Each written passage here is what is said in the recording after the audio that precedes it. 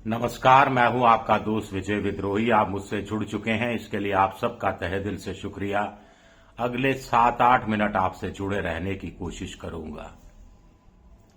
तो बीजेपी का कहना है कि राहुल गांधी ने गमछा नहीं पहनकर पूरे नॉर्थ ईस्ट का अपमान किया। कांग्रेस का कहना है कि राजनाथ सिंह और निर्मला सीतारमण ने गमछा नहीं पहनकर पूरे नॉर्थ ईस्ट का डबल अपमान किया।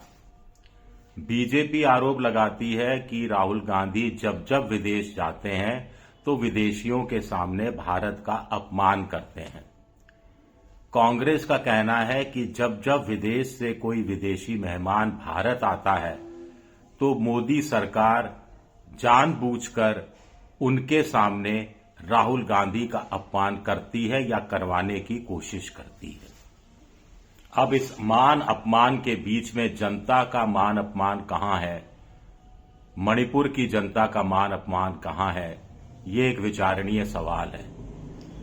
जब गमछा पॉलिटिक्स की चर्चा हो रही थी राष्ट्रपति भवन को लेकर, तब मेरे दिमाग में मणिपुर की उन 5 महिलाओं की तस्वीर उभर रही थी जो सड़क पर पूरी नग्नावस्था में थी।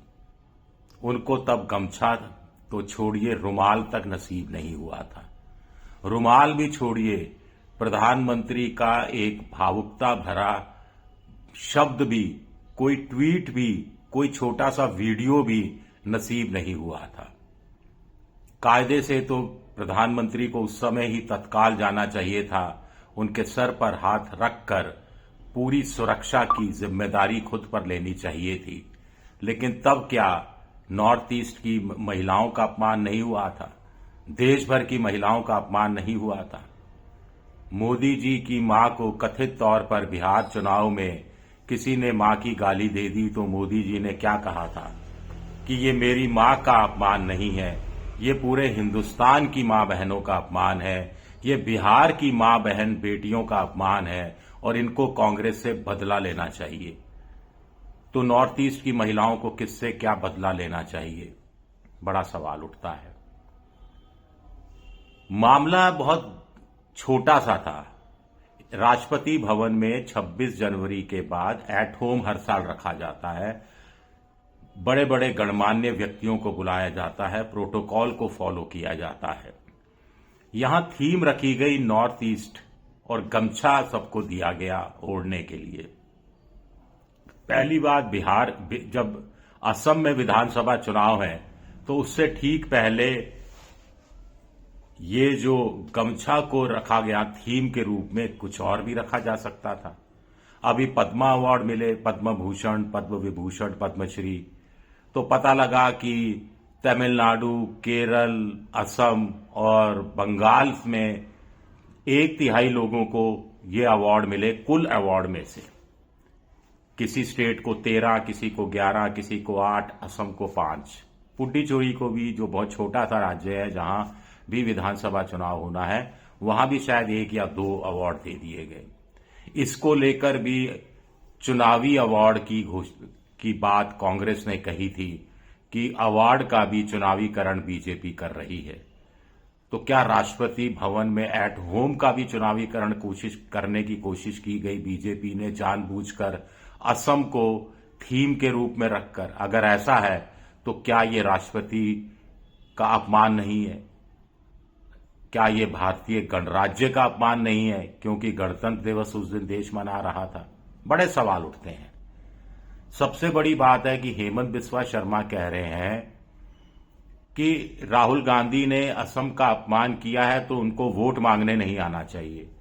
क्या मुख्यमंत्री बिस्वा शर्मा तय करेंगे कि भारत का कोई राष्ट्रीय स्तर का नेता, एलओपी, लीडर ऑफ अपोजिशन, मुख्यमंत्री के कहने पर वोट मांगने जाएगा या मुख्यमंत्री के कहने पर वोट मांगने नहीं जाएगा?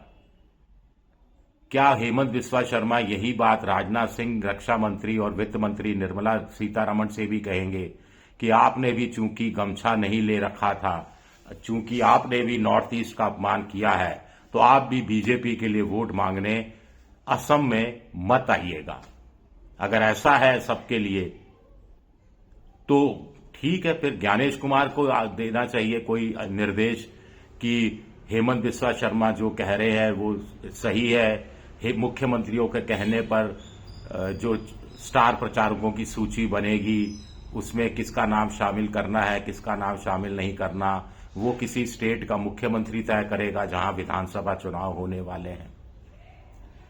बीजेपी के आईटी सेल वगैरह में इतना उतावलापन क्यों है राहुल गांधी को?